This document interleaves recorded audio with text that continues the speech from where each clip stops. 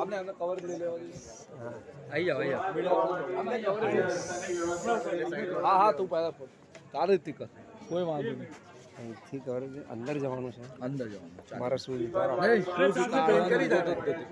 સીધું એમને સીધું સમુદ્ર પછી ગ્રેસ બાઇટ ક્યાં ગોઠવ્યું છે અંદર અંદર તો પછી એક લઈ લઉં હા લઈ લો એમ પછી તમે ચલો બસ બાપા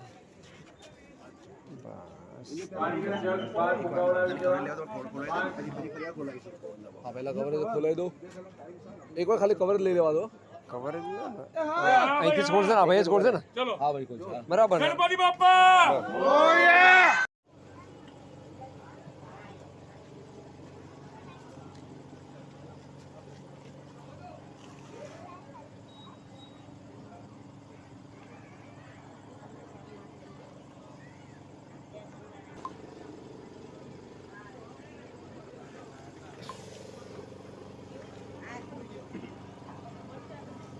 અંદર લઈ જાય પછી પબ્લિકને પછી લઈ જાય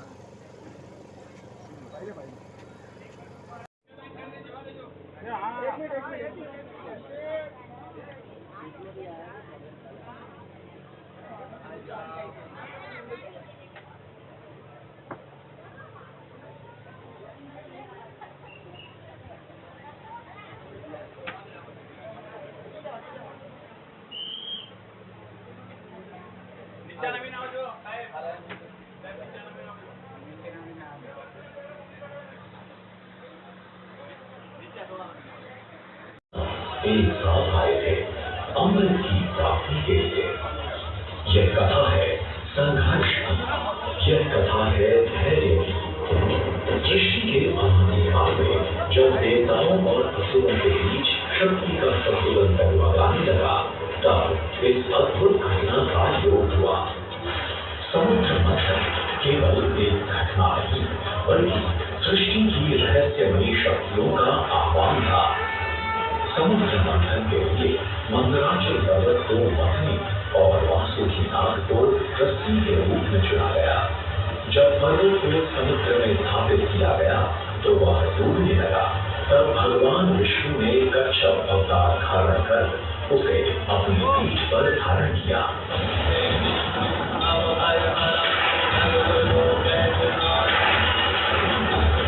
देवता और असुर वासुकीनाथ को पकड़कर मंदराचल पर्वत का मथनी की तरह उपयोग करके समुद्र मंथन करने लगे और देखते ही देखते समुद्र से अनेक अद्भुत वस्तुएं उत्पन्न हुई, जैसे कामधेनु गाय, ऐरावत हाथी, कल्पवृक्ष, स्वयं लक्ष्मी जी, चंद्रमा आदि।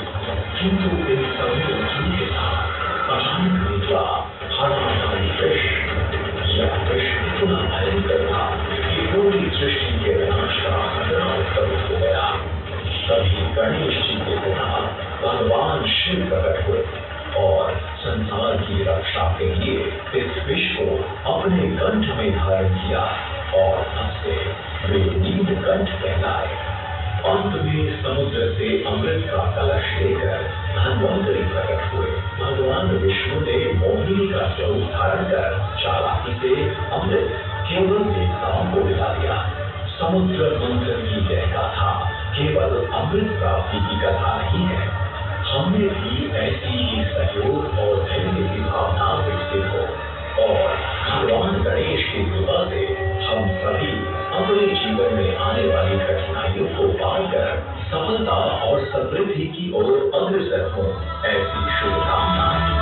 यात्रा आनंद के सानिध्य की है, ये यात्रा सानिध्य के आनंद की है और इस यात्रा में मैं प्रतिपल तुम्हारे साथ हूँ।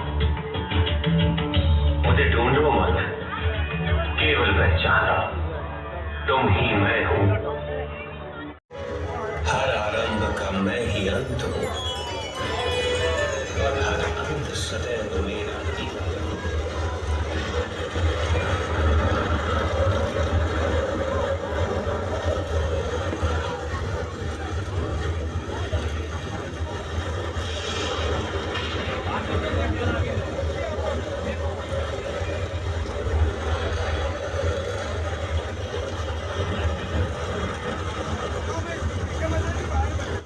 20 ફૂટના પડદા ઉપર તમે વિડીયો શો તમે નિહાળી શકશો થોડીક જ ક્ષણોમાં. મૂવિંગ ડેકોરેશન તમે નિહાળી શકશો. થોડીક જ ક્ષણોમાં આપણે શો ચાલુ કરીશું. થોડી શાંતિ જાળવવી. રીલિંગ પર વજન ના આપશો.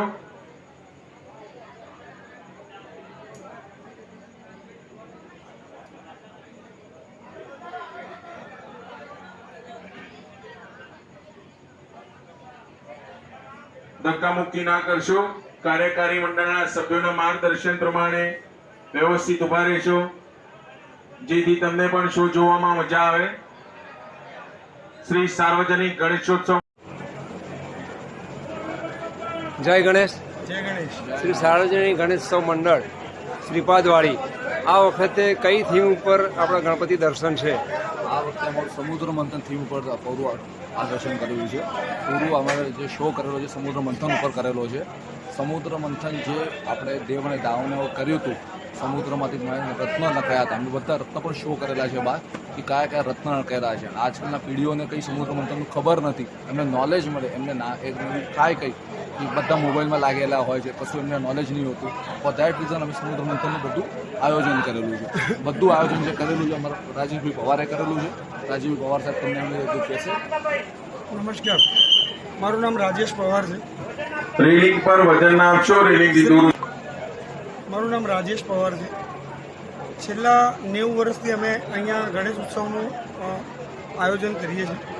દર વર્ષે અમે અલગ અલગ થીમ ઉપર ડેકોરેશન કરીએ છીએ. જે થીમમાં અમે સમાજને કોઈક મેસેજ મળે તેની ભાવના જોઈને અને તે અમે દર્શાવીએ છીએ કે આ ડેકોરેશનથી કોઈકને કંઈક પ્રેરણા મળે અને આવનારી પેઢી આ હિન્દુ અને સંસ્કૃતિને જળવાઈ રહે તે અમે ધ્યાનમાં રાખીએ છીએ. Thank you very much sir.